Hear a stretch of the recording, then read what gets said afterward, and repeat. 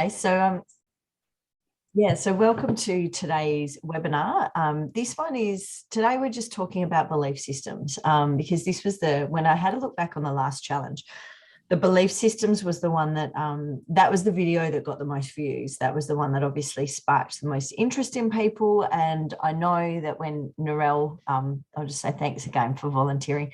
That was the one that that we got feedback where people went, oh, I was following along behind, afterwards I'm hearing from people, I was following along and asking myself the questions, and I got so much out of seeing how that actually works in real time. So that's how we learn. We learn from other people's experiences and seeing how things play out. And the thing is also that whenever someone volunteers or whenever someone shares on these webinars, one of the things that you think that you're just sharing because you've had this amazing insight, but also the other thing that people don't realize is that everyone else on the call is going, oh, I thought it was just me. Like, I thought I was the only one that goes through this shit.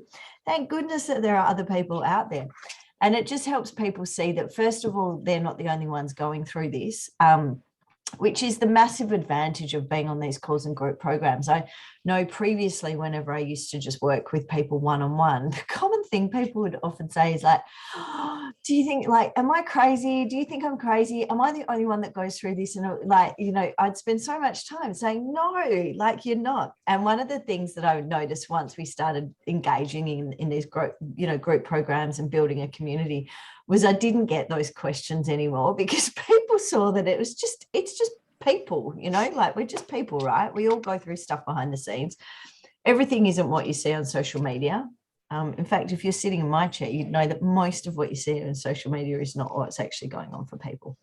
Okay, so today's subject is talking about belief systems. Now, if you're somebody that you're like, what are belief systems? Why are these, why do I need to know about these? Why are they causing me such dramas?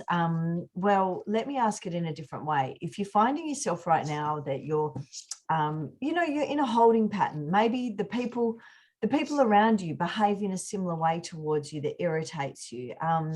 You've left a job, you've jumped into another one, and you found that it's actually kind of like the same crap, but they're just different characters playing the stories. You might have done that with relationships. You jump out of one relationship, you dive into another, and within the space of sort of 6 to 12 months, you're like, oh, how am I back here again? So the good news and the bad news is it's not them, it's you. But what we're going to do is not in a blaming way. What we're going to do today is talk about how your beliefs are actually creating your reality, because they are. Okay, your beliefs are creating your reality, but we're going to go into it a little bit deeper and look at how they are, and also what you can do. There are some beliefs that you're just going to leave on autopilot, and there are others that you're going to catch them in their tracks and make different decisions, make better decisions that are more congruent and in alignment with what you want. Okay, so that is the topic for today. So if you are feeling stuck, if you have no idea what a belief system is, but you're feeling stuck, you're in circles, you're like, why do I feel like I'm on autopilot? Then you are totally in the right place. And this is the perfect time to get stuck into this. So today we're just talking about beliefs. I'm not going to be talking about any of the other things that we do in the 5-day challenge. It's just about beliefs. So for those that are meeting me for the first time, I know that there's a few new people into the group.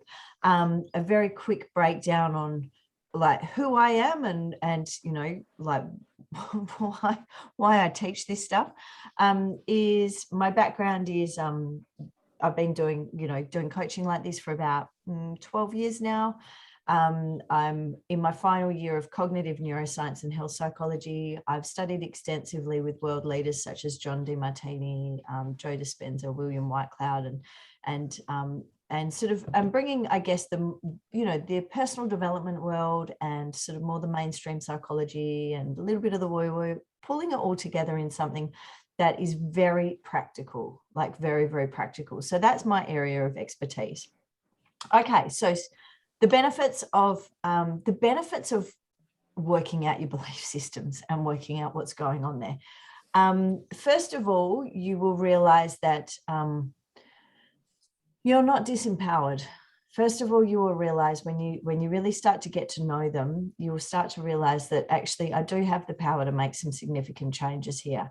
And I actually do have the power to step forward and create something that I love.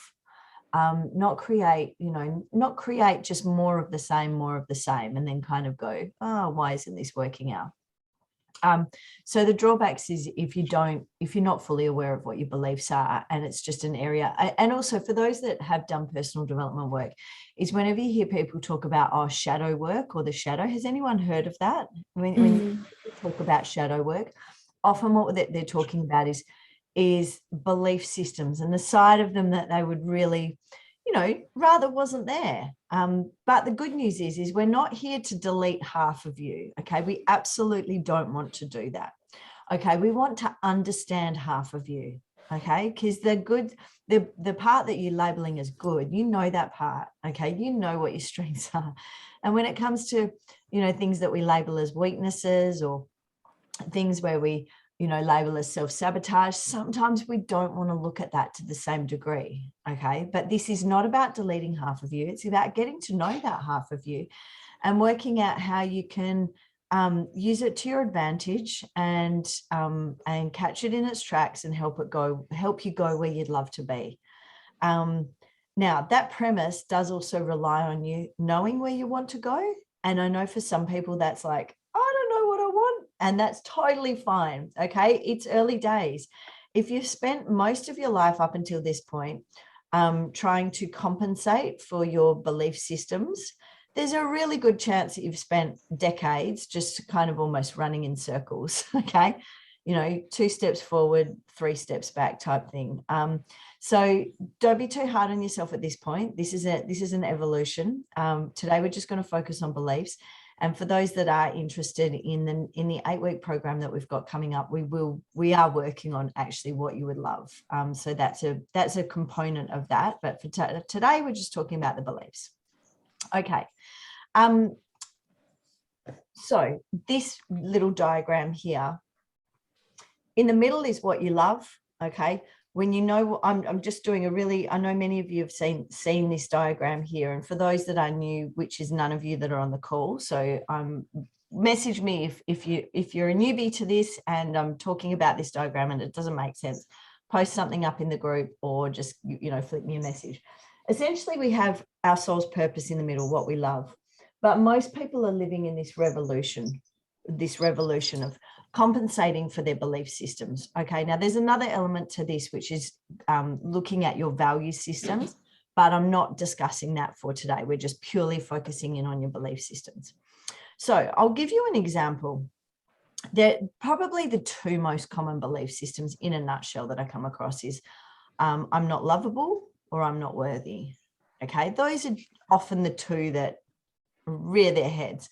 And also there are sort of pretty typical, anyone that's done any Enneagram work, there are sort of 9 loose belief systems or personality types. But essentially we all display all of them at given moments. It's just that, and different layers or levels of stress will trigger different belief systems to sort of start to play out.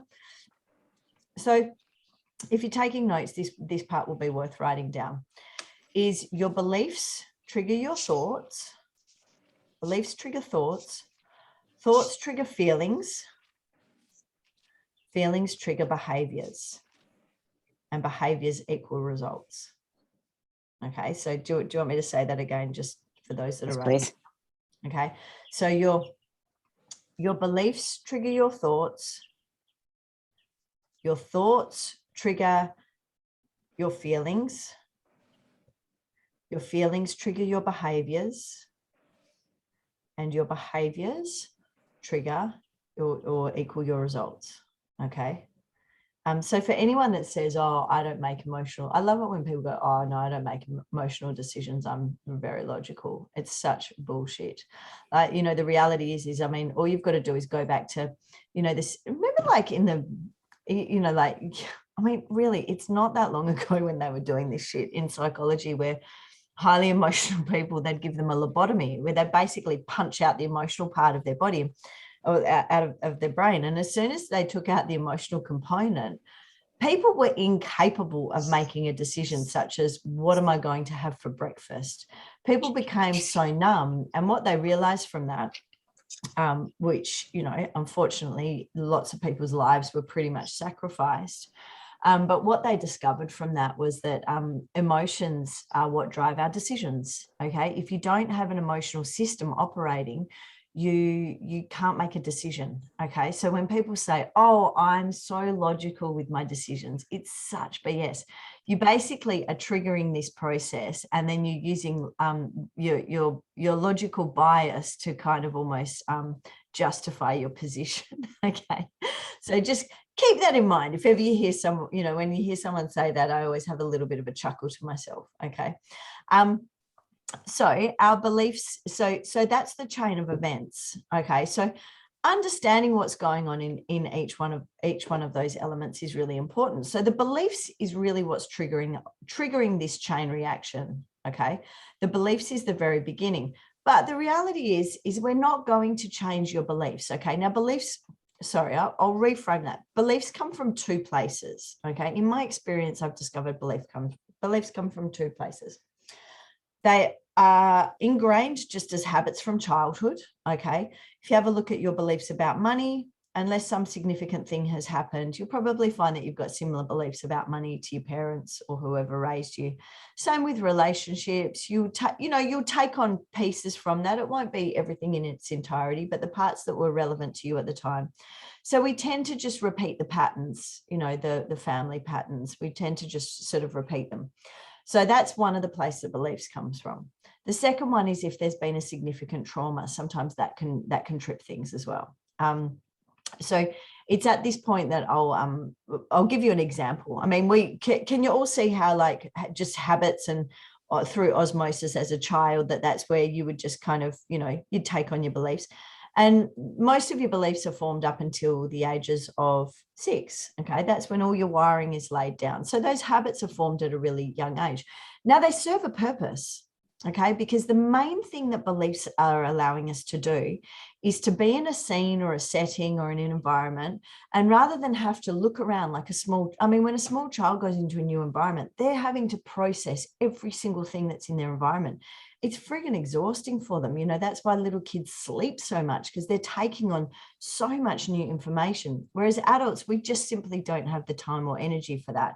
And it's unnecessary. It allows us to go into an environment, make assumptions about how things are. This all happens in the back. You know, we're not processing this in our frontal cortex. And then we can focus on the things that are actually, you know, important to us. We can, you know, if we say, for example, we're walking into a room, we're doing a seminar, we don't have to be judging every single thing and taking every single thing on. We will walk in, we'll make assumptions about how people are, what they are based on how they're dressed, how they're acting, and we will get on with what we're there to achieve. Have you all had that experience? You know, you're not sort of like thinking about every single thing. So it serves a purpose in that it saves us time. And also it does keep us safe. Okay. A lot of these things now, the brain operates the opposite to our judicial system, and that is guilty until proven innocent. Guilty until proven innocent. Your brain will be on high alert for things that are immediate danger. And if it's got anything in its back catalogue that suggests that this could be a dangerous environment, it will put you on high alert. So that's the other thing. Our beliefs also are there to keep us safe. Now, your beliefs do not give a shit if you fulfill your life's purpose and do things that are fulfilling and satisfying to you. Your beliefs are purely there to keep you safe and to save time. Okay. Does that make sense to everyone? Okay, awesome. Okay, so then let's go then to the ones that are triggered by a trauma. I'll share a story. I'll share a story with you because that's probably the easiest way to see how this plays out. Okay, so I've got a client, Sophia. I thought she might have even been on here today. She drops in from time to time. We've worked together over the past sort of, I guess, 5 or 10 years. Every now and then she just taps in when she needs something. And it was a few years back that she was in her final year of uni. She was studying to be an interpreter. Now, your final exam, I think it's something like 70% is what you have to get for your final exam to pass. So it's a pretty high grade that you need to get. And there's a lot of studying that's involved. It's a practical exam where you sit in a cubicle with the examiner and you have to interpret. And each time she was sitting down to study, she was getting this upper back pain that was going right through her head into a headache and was debilitating. Like she said, every time I sit down to study, I can't. It starts like basically in the middle of her back at her bra line and shoots up into her head like migraine. She said, even just the thought of being in the exam room is just so highly stressful for me. And I have no idea where this is coming from. I just really don't know what's going on here, Donna. I was like, okay, well, let's work it back. So what we did in this particular, and this is basically the process of how I find out what's going on. Because she's like, it's coming from nowhere. But if ever you're triggered with anxiety or something like that, people often say, oh, it comes out of nowhere. It doesn't. Okay. Anxiety is basically an accumulation of scattered fears from your past that are coming in and projecting into your future. And again, your brain's operating on guilty until proven innocent. And that's really what's happening. So we needed to pinpoint an event. In this one, it felt like it was I don't know, just intuitively, I've just felt like it was a trauma. I mean, no one learns to be highly anxious when they're going into an exam. You know, usually there's an event that's happened that sort of triggered them in some way, shape or form. So she got really present with how it felt. Okay, we got really into the feelings and the emotions. And then I said, just follow it back. I want you to go back to your earliest or your most significant moment of feeling that intense anxiety and that stress coming from the middle of your back. And straight away she was like, oh my, you know, I can feel that she's had this, you know, awareness straight away. And she said, oh, so Sophia is, she is Greek Ethiopian. And at that point she was living in Ethiopia. So basically, you know, how her life was, the way she describes it is they would, it was quite volatile. Her country was quite volatile as she was growing up. And in the morning, what they would do is they would listen to the radio and see what was happening, like in the community, and that to find out if there was, you know, what volatility was happening, if there was any gunmen on the loose or what was happening. And then they would know which way to walk to school, or, you know, where they could go for the day, because all these things would be reported. Like the police would basically phone in and say there's gunmen here or whatever was happening. On this particular morning, on a Saturday morning, her and her brother had an exam at school. And so they didn't listen to the radio, and their habit and their pattern was slightly different to normal. So they missed the, you know, the bulletin that morning of where, you know, was there any volatility. And they missed they missed finding out that there were actually a couple of gunmen on the loose. So she's walking to school through this like little dirt track. And just as she's almost at school, two gunmen come out of the bushes behind her, and she gets a gun shoved in her back, as does her brother. They both get guns shoved in their back. Okay, so let's just have a look at the links here. The gun is shoved basically in her bra line, which is where her headaches are coming from. It's an exam that she's off to. So there's the other link. So straight away, her brain has made that association that exams could kill me. Okay, that's really what's happened. You know, that's where. So no wonder when she was going to study, every time she was sitting down, her body's having this huge reaction to get her not to study, because inside her brain, it's made that association that going to this exam could kill you, because that's happened before and I haven't actually processed it.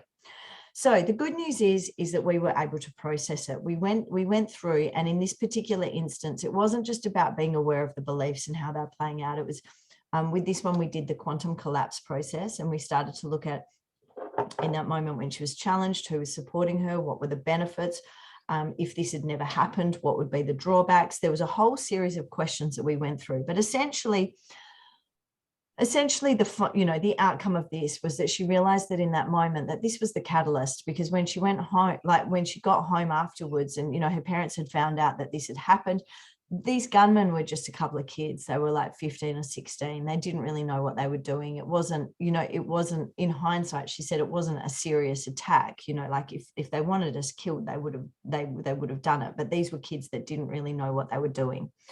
But this was the catalyst. This was the moment that her family said enough is enough, and they started making plans to move to Greece so that they could then immigrate to Melbourne, Australia.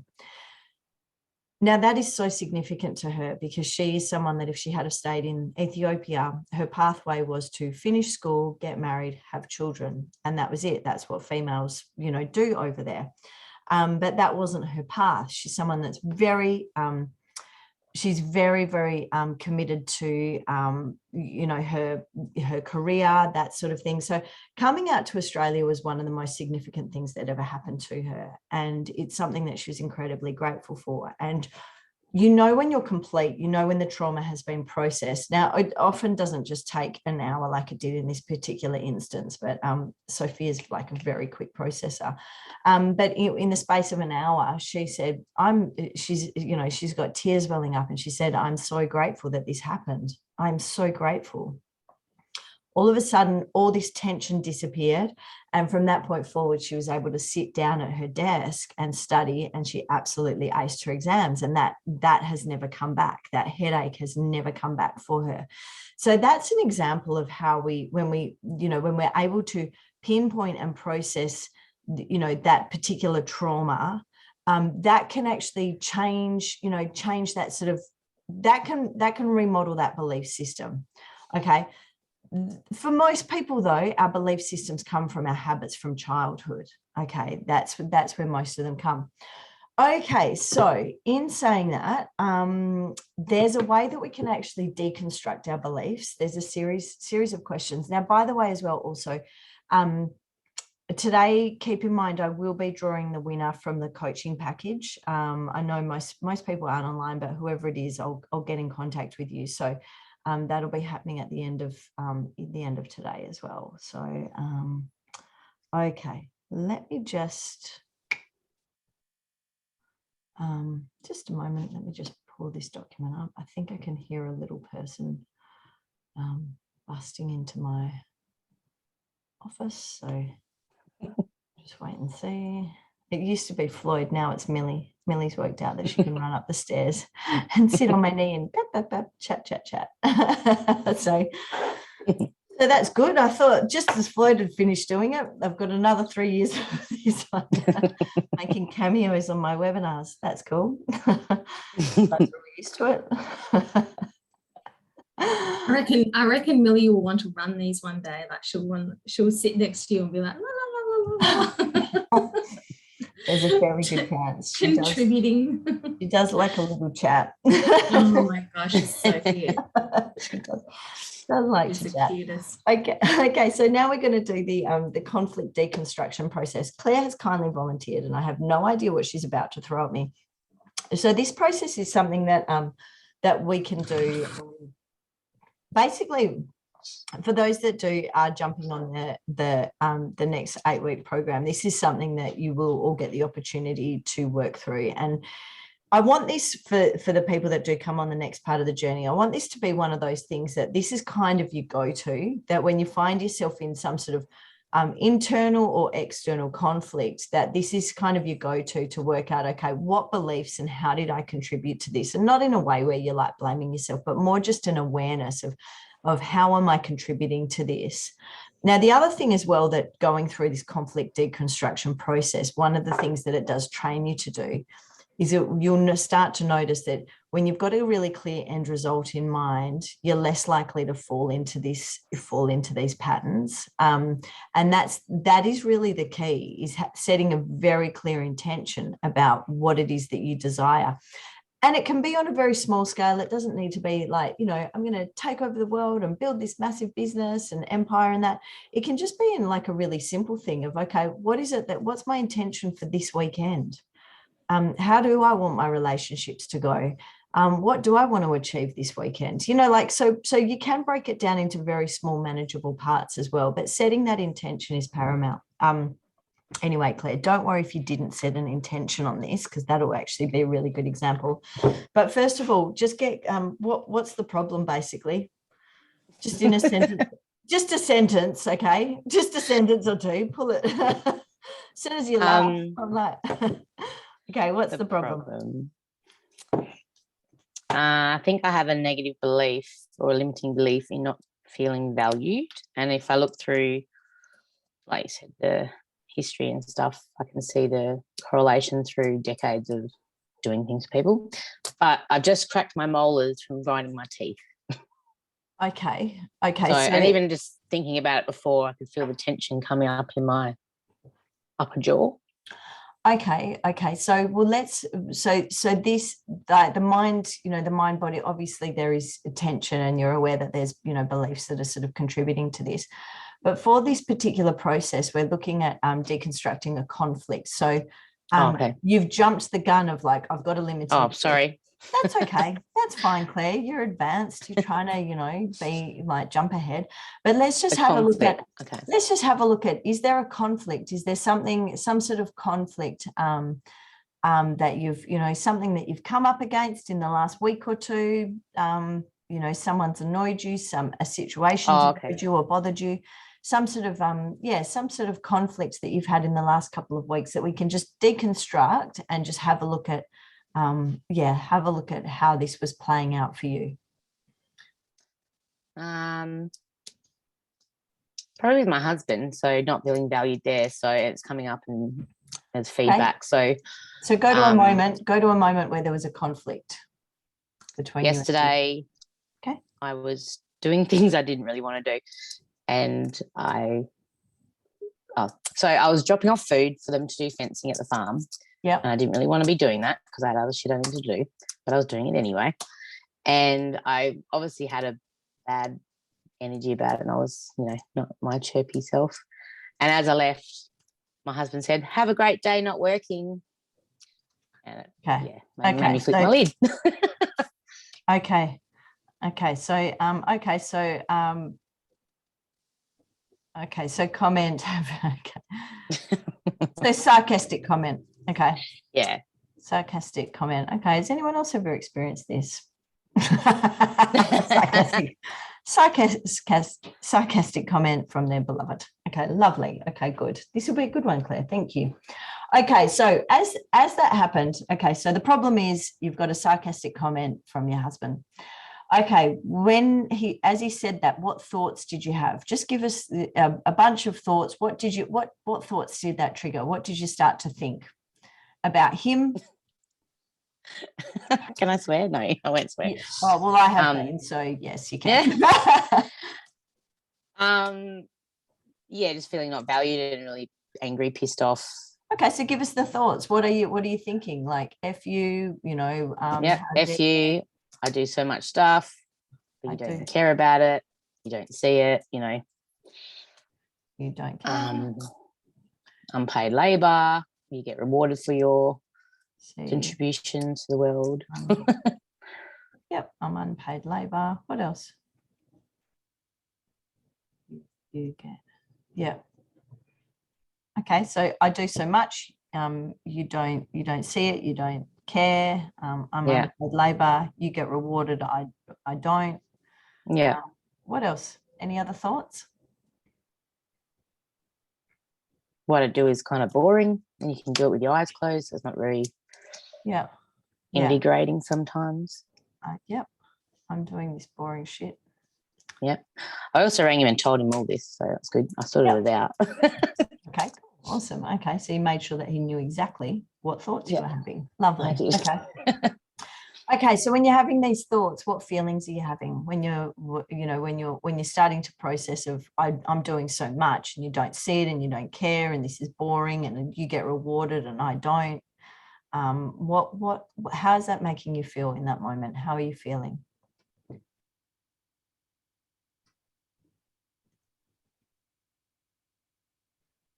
Probably anxious and anxious. Yep. Then I get angry, probably hurt too. angry. Okay, hurt. Okay, perfect. Perfect. Okay, so that's, yeah, really good awareness. Okay, so anxious, angry, hurt. Do you know, have you got any awareness? Where are you feeling this in your body?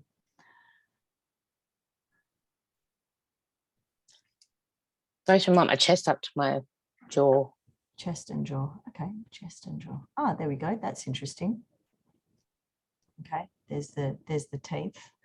Okay, so what we're going to have a look at the definitions and meanings. So what you've made this mean. Okay, so we're going to look for the definitions and the meaning. So finish this sentence for me. In that moment when you're having these thoughts of I'm doing so much and this is boring and you're not appreciating it. And then when you're feeling this anxiousness and anger and hurt, I want you to then have a look at the definition and meaning that you assign that. So I am, finish that sentence for me. I am. Be worthless, I suppose. Okay. So what come to mind first. So yeah, perfect. That fits. Okay, so then we're going to look at the belief then about the others in this scene. Okay, so if you're worthless, what's your husband in that moment? Worthy, I suppose. Okay. Or worthy or something else. I feel like it might be, that's the opposite. So I mean that fits, but I just on an upper level, like higher than what would you call that? Like, I don't know, more important. More important, yeah. Yeah. Okay. Yeah. How does that sit? And it's just for that scene. It's just for this scene. It doesn't mean that's for what you always. Okay. So then we're going to open that up and expand that. Okay. So if in that moment your belief is I'm worthless and that he's more important, what's your belief about the world at large? What's the belief about the world and the universe and how that operates? Everyone is, or others are, or the whole world is, or just have a look at what that, just expand that awareness out. What does that mean about the whole world and your position in relation to it? They were undervalued. So not, undervalued or. Okay, so the world undervalues you? Yeah. Okay. The world doesn't see your value. How does that sit? Yeah. Okay, perfect. Okay, so these are the beliefs that are triggered so instantaneously in that. Okay, so then what we're going to have a look at. So when you go to drop the food off, what's the underlying assumption about the conditions that you sort of believe are present in that moment? So just have a look at what was your underlying assumption as you're dropping the food off. What's your underlying assumption going in to drop that food off? That I should just be able to drop everything because what I do isn't important and I can clear my schedule at any time just to help out, sort of thing, when you don't have anything important to do. So you can just come out whenever. And if I say no, then it's challenged, I suppose. So the assumption is that they think you can clear out your schedule. So the underlying assumption is that they think what I'm doing isn't important. Yeah.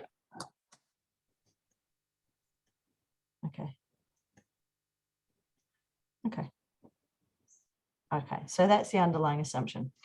Okay, so can you see that when you're in that moment that your underlying assumption before you've even gone to drop the food off is they think that my schedule is not important and what I'm doing is important. And when you've got that belief that I'm worthless and what they're doing is more important than what I'm doing, can you see that creates a certain amount of psychological tension? Mm-hmm. Yeah. Okay, great. Just making sure that you got that. Got that sorted, that you can feel okay, because the thing is there's two types of tension that we can work with here. Okay, in order to get an end result, there's two types of tension. Psychological tension, which is you resolving your ego, because if you're perceiving that you're worthless, you will then try and prove your worth, which is just you in revolution, just resolving your ego. You're down there, your ego wants you to go back up there. Okay. So that's one form of tension. There's another form of tension when you have an end result in mind, when you have set a clear intention, and then you've got that psychological tension, or sorry, no, that creative tension that gets you to your end result. In this particular instance, perfect example, because we're smack bang in the middle of psychological tension. So what we're going to look at what behaviors you did to resolve that, because when you are in tension, you will behave in a particular way to resolve that tension. That's just how it happens. There's no such thing as a tension that just sits there without trying to find a resolution. Can we all agree on that? When you're in tension, you will find a way to resolve it. Okay. Now, I'm just at this point, we'll keep going, but I'm just using this as an opportunity to explain for those that are watching this online and that watching the replay. When you're in tension, you'll find the quickest road automatically inside your brain. If it's picking up a bottle of wine and having a drink at the end of the day, you'll do that. If it's going to the gym and thrashing yourself, you'll do that. If it's shopping to release some, endorphins, you'll do that. If it's bitching to a friend, you'll do that. If it's ringing up your husband and telling him all the reasons why he's wrong and you're right, you'll do that. You will find the quickest road in whatever way, shape, or form without consciously thinking about it. This stuff all happens automatically. Okay. This doesn't happen consciously. We just go, F you, I'm going to find my way to resolve this tension. Okay. But this is where your power is. This is where your power, and so many of us, myself included, I'm guilty of this as well. We give away our power to resolving the psychological tension instead of giving away, or instead of investing our power into the creative tension. Okay, so now we're going to look at how you relieved this psychological tension, and we're going to look at where this power was. So how did you resolve this tension? What behaviors did you do that actually resolved this psychological tension for yourself? I know you're going to ask that. When I left, I rang him literally straight away and just blasted all those things I said to you. Don't know how it made me feel. Yep. He did apologize and said, I don't know why I said it, which made me think, oh, it's my trigger, not his. Obviously, I made him say that. Yeah. And then as I hung up the phone, I screamed in the car really loud. Okay, blasted him and screamed. Okay. Yeah. Okay. So that's so what was the end result? I felt better. He came home and apologized. Okay. And I realized it was my trigger. So because I've done this work before, I looked at it, I'm like, oh, there's some feedback. Thank God I'm seeing Donna tomorrow.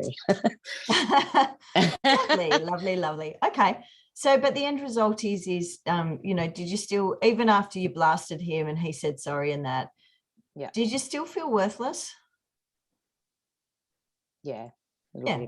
Okay, cool. Yeah. So the end result is actually the same as the beginning. You've gone into it feeling worthless. You've gone through this whole thing and you've come out of it still feeling worthless. Okay. Yeah. Now now let's have a look at it from now that we've kind of gone through this process and deconstructed this. What was the end result that you actually desired? From the conflict or from? No, from when you've gone to drop food out, when you're sort of planning your day that day, what was your end result that you actually wanted in this process?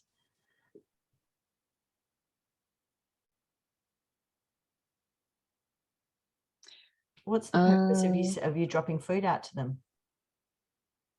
The purpose of me doing it. Yeah, what was the purpose? What was they were doing fencing for me. But they didn't. So they're building a fence for you? Well, yeah, for the farm, but it's for me. But yeah, is it for ongoing conflict? Yes, but they're not doing it properly, and they're taking their goddamn time. And so I don't think they're doing it enough. Like, as in, it's the same thing, undervalued. Like, they're not doing the job well, and then Michael's not telling them off for it, and then I'm the one that suffers in the end. Okay. So your end result is that your intention is that you want you've got a particular vision about how you want a fence done. Yes. Okay. So they're not doing it in the time frame that I'd like, and I'm not allowed to say anything. And is it the time that's important, or the end result? The end result. Okay, so and the end time result is second. that you want a fence that fulfills your needs, your needs, you know, and your desires for your horses. Okay. Yes. So with that in mind, with your end result in mind, what are some behaviors that you could have done differently when you dropped the food off to them? If your end result was, I just really have a vision of how I want this fence to be, what behaviors could you have done that would have actually supported and been in alignment with your end result?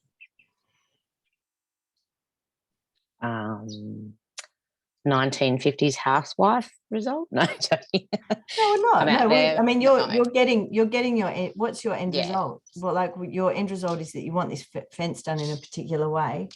Yeah. What's So I could your have gone there with more positive attitude that it was actually getting done and not thinking about how long it took and okay? stuff like that.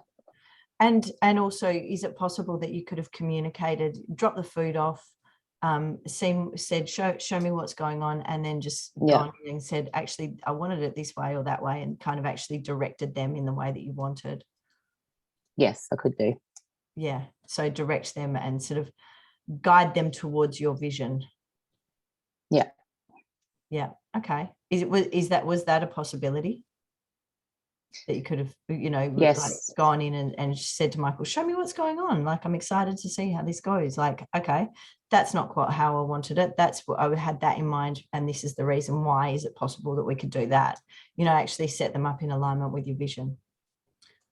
Yes, I could have done that. I have done it in the past, but I get told I'm criticizing them. Oh, well, it's constructive criticism because you want it the way you want it. So, and there's always reasons for it. But, you know, when I give you the reason, I think, okay, I've given you the reason why I want it this way, and then you don't do it.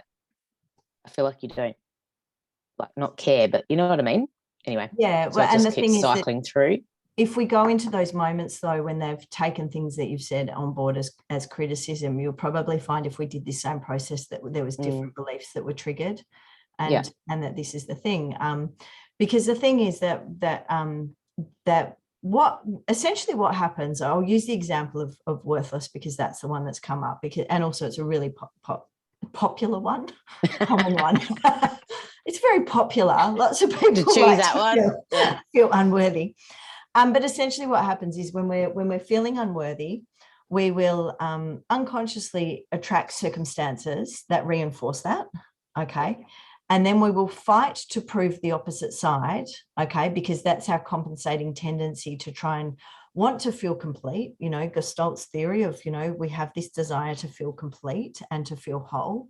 But when we're focusing on that limiting belief that's in the background of feeling unworthy, we will attract a circumstance to confirm that, and then we will fight for the other side.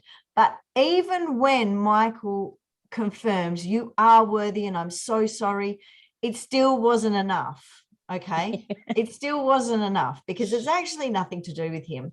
Because the thing is that also if it was, you know, if you had have done this process and seen how it was, you would have actually gone, oh, fuck, actually, I created that.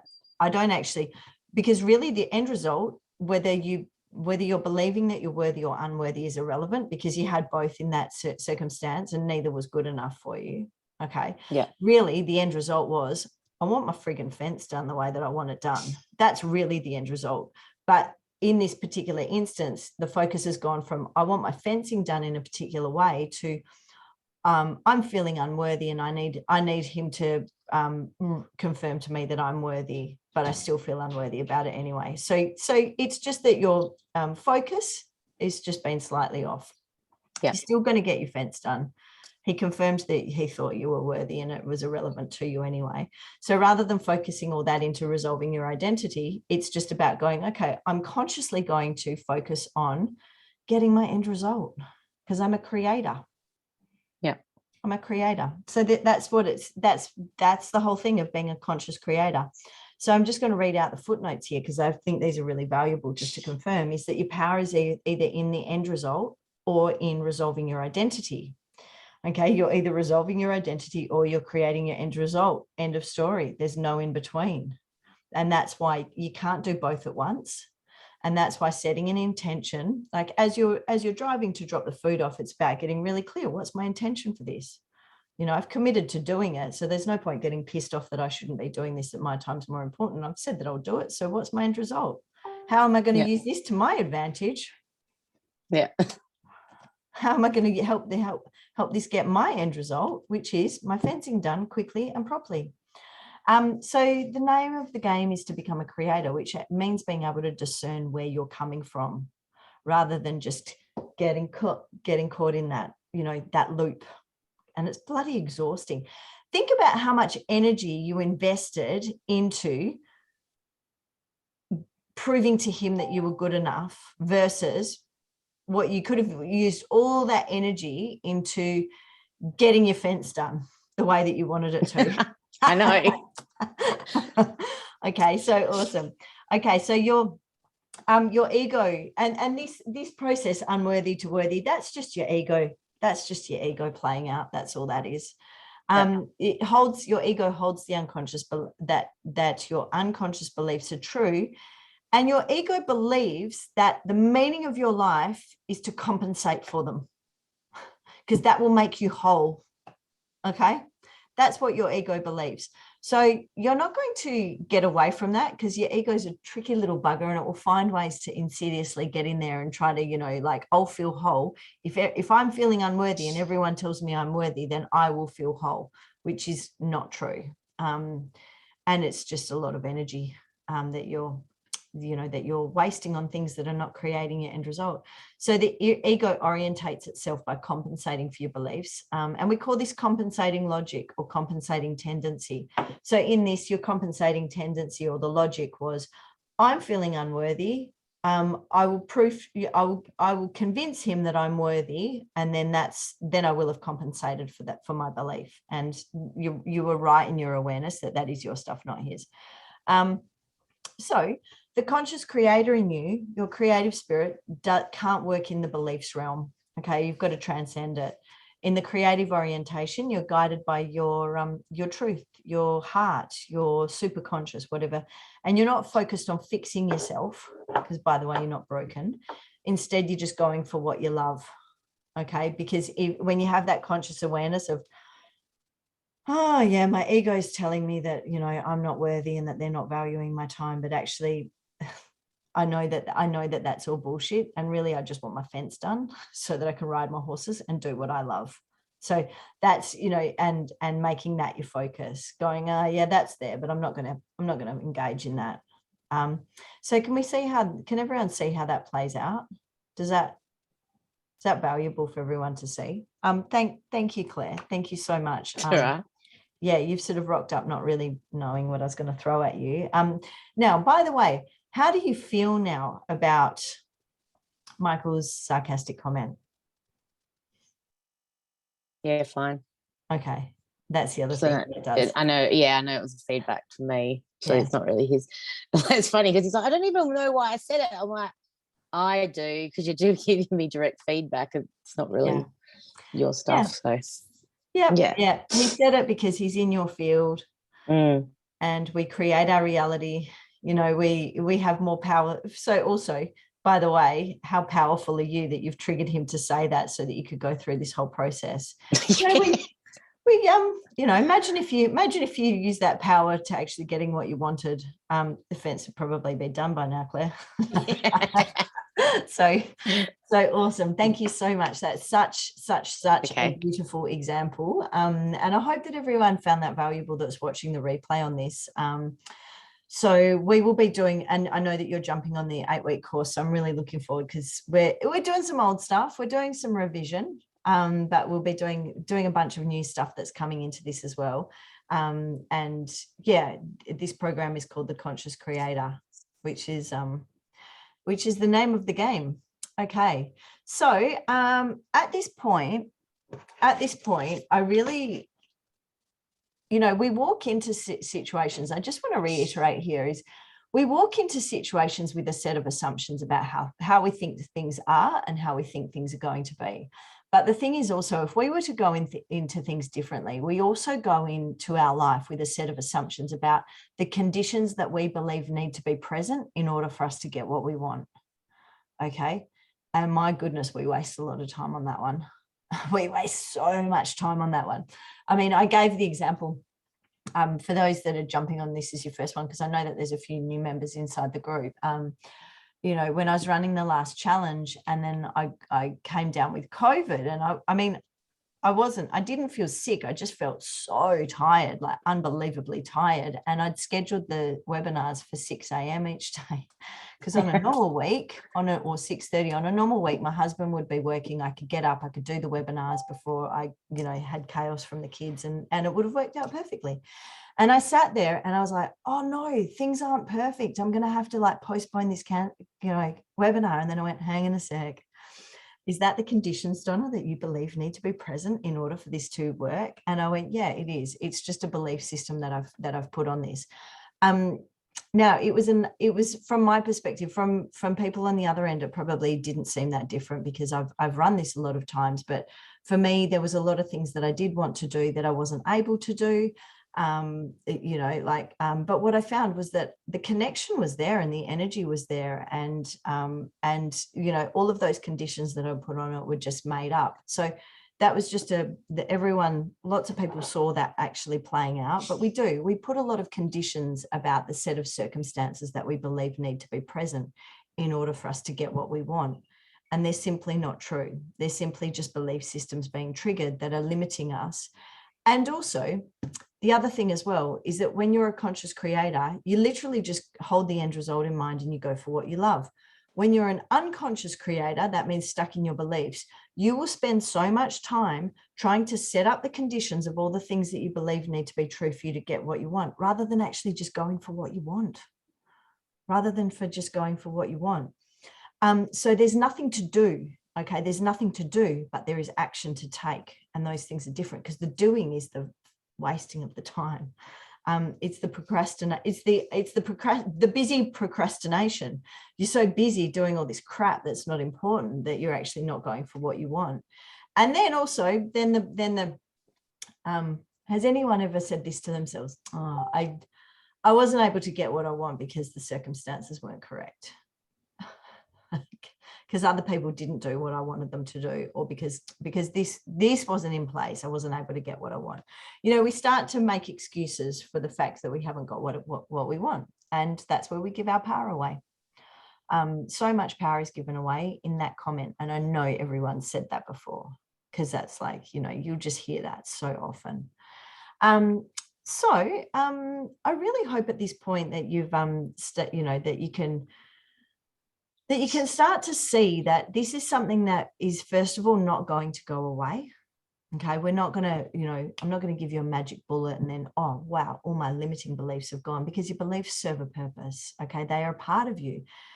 They've helped get you where you are. We're not going to delete them, but we are going to use we're going to learn how to navigate them and use them to our advantage. Okay, and not let the tail wag the dog, because that's really what's happening. The tail is wagging the dog if your beliefs are in here. What we're going to do is we're going to take back control, and the master is going to be mastering, you know, like, whereas if your beliefs are in control, it's the servant is calling the shots over the master. And you're not getting what you want. You'll be going around in circles and then wondering why things aren't happening. So this here gives you a really clear step-by-step process on how to actually intercept that cycle. Because, like in Claire's example, if she had had awareness in any one of those moments, and she did have awareness at the end, but she said, oh, she had awareness of, oh, that's triggered something in me. But there was still a couple of layers of putting all the pieces together of, okay, how is this actually playing out? Awareness in any one of those moments would have changed the focus from, I'm trying to resolve my ego here versus I just want my fence done. Okay. You know, because also, I mean, there's feelings of worthlessness, but there's also so much worth in that same scene, because you're feeling unworthy, but yet you've got this whole team of people working for you. Like, I know. So like, but yet you're still feeling not good enough. And it's like, come on, get with the program. Okay. But anyway, we've resolved that. So we'll move on from that. So I just want you to think about that. I just want you to, for a moment, just to have that moment to reflect and think about how much energy you have invested into attempting to resolve your ego and convince other people that you're worthy of being loved, or that you're worthy, or that you're good enough, or that, you know, you're capable, or, you know, you're accepted, or, you know, all of the stuff that we do. Think about how much energy you've given that over the years. And think about if you just drop into that and get a sense of, if I had have actually just been able to be aware of that and call myself out and focus on what I loved and invest that same amount of energy, or even half of that energy, into what you love, what would be possible for you? Just take a moment to reflect on that. That's one that's really worth reflecting on, because that is what's possible. This is giving you the step-by-step process on how to do it. In how to actually break free from investing all that energy into stuff that's really unproductive and gets you nowhere. So at this point, for those that are on the replay, I know I'm catching up with someone this afternoon who's planning on jumping on the next program. But right now, if there is anyone that's watching this replay just for this weekend, don't get in contact with me on Monday. It's too late. Just for this weekend, if you are thinking about doing the program, but you want to try before you buy, I will be opening up my schedule for this entire weekend that you can jump on right now, book a 30-minute call. I'll take you through the process that Claire just went through, and we can have a quick chat about what it is that you would want to achieve from doing the program and work out if you're a good fit or not. Okay, so that it's no commitment from you, but you can come in, you can try before you buy, see if this is going to work for you or not. So that is open. So for those that are watching the replay, that is only open for the 26th and 27th. That's this weekend. Don't message me on Monday. It's too late for that. Okay, so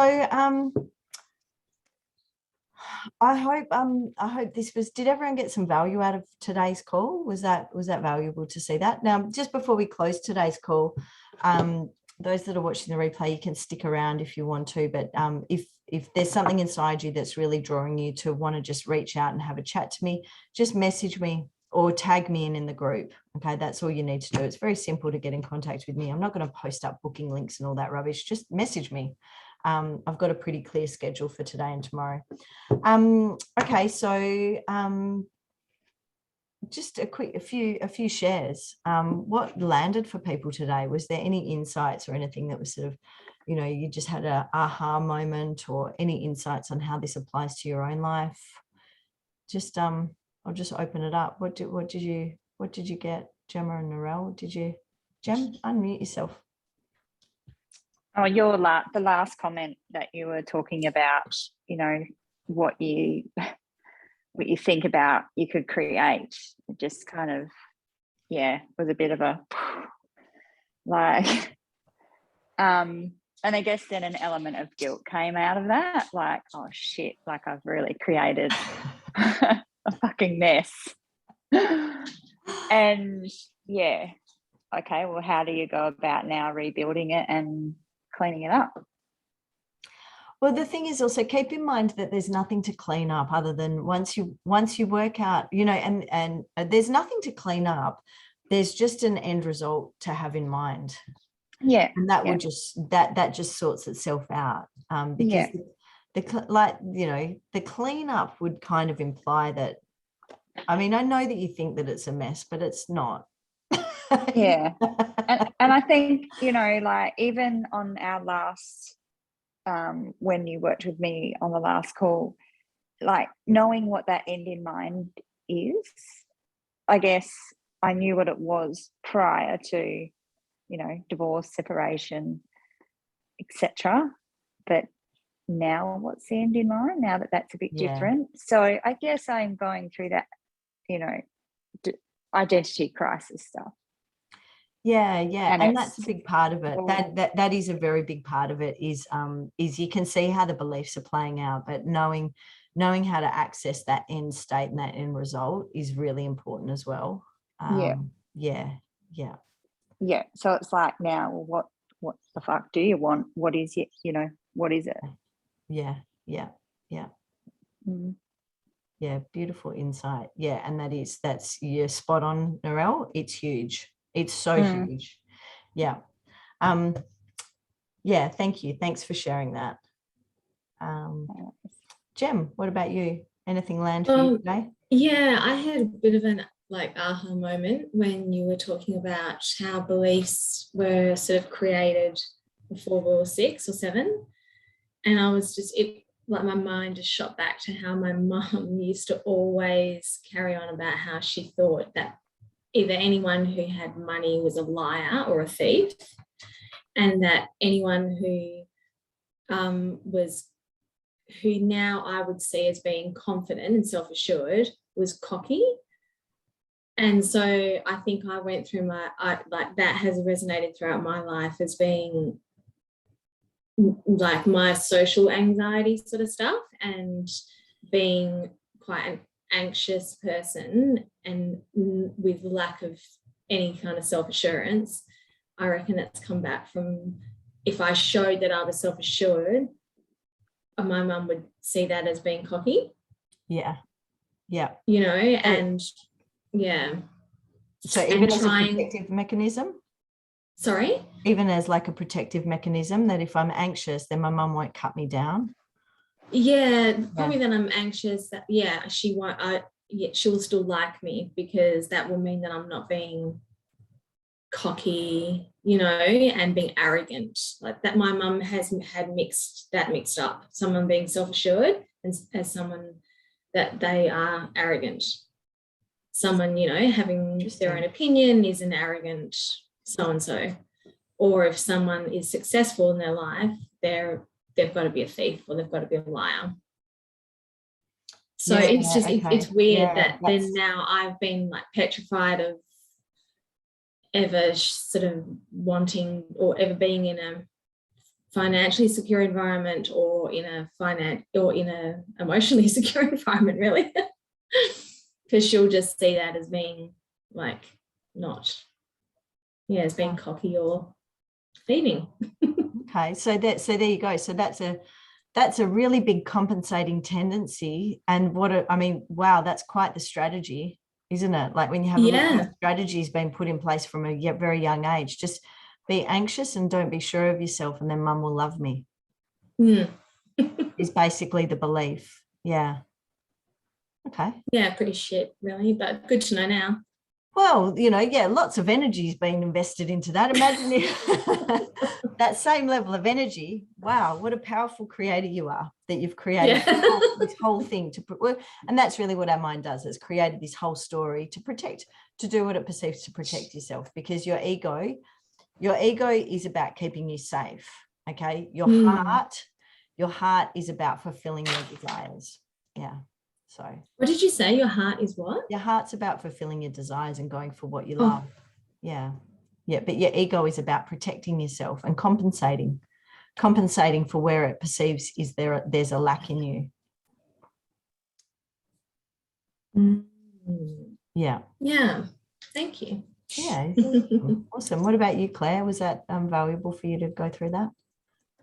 Yeah. So if you're aware you're doing things, you can usually change them, which is great. So just know when you're going through that cycle of trying to prove, like, if you're going through your life and you're compensating, you're just trying to tilt that belief scale, like you said. And if you can notice that you're doing that, you're like, hang on a minute, it's not true. Come back down to the center. And you did, like, have doing that everything before, doing all the housework before you go out to your horse. You're like, why am I doing this? I'm trying to do this so I'm worthy of going and doing what I want, but it's not true. So just different time. That cycle, like you said. Awesome. No, that's great. Awesome. Thank you. Thanks for being on here. Now I'm just going to while we're on, I've plugged all the names into. In the old days when there wasn't very many people, names in a hat. I used to do names in a hat, but this time I've got a little bit fancy, and I've put all of the names through a computer program. Now here it is. Okay, and I've put them all in, and then I just go hit random. Okay, and let's see. Hopefully it's one of you guys that's actually on here. Oh my God, it is Narelle. I knew Fun. it. Yay. Awesome. Yeah, cool. Thank Awesome. you. Oh, I've Awesome. never done that before. It's not kind of as exciting as pulling a name out of a hat because I just click. So yeah, Narelle, you came first. So yeah, you win the package. So we'll get in contact to book that 90-minute session in, and yay, awesome. Yeah. Cool. Okay. Well, thanks everyone for Congratulations. being here. Thank you. And Thank you. thanks everyone for being here. Thanks, And, Donna. yeah, you're welcome. And yeah, we'll see you again in the next Ooh, sort of it's round. 11-11. Sorry. It's 11-11. Oh, Boy, that's it is interesting. too. Oh, Yeah. time. It's a sign. It's a sign. When- Yeah, so the next webinar series won't be towards the middle of the year. Yeah, so I shall see you all then. Other than that, those that are on the replay that are thinking about doing the next course, jump on this weekend because we start next weekend. So I don't have a lot of time. I don't have that open, and also I think there's only about 2 spaces left anyway. So yeah. So we start next weekend, We start next week. Yep. next week. Yep. Okay, I'll look I haven't- online and have a look. The group will be set up in the next today. Okay. Yeah. The thing is, there's no point Right. setting it up too early because until everyone's in, I can't set up times for the calls anyway. Yeah. Yeah. That's all good. Cool. Okay. All right. Thank Take care, you. everyone, and we'll see you all very See soon. everyone. Congratulations, Narelle. Awesome. Thank you. Bye. Yeah. Bye.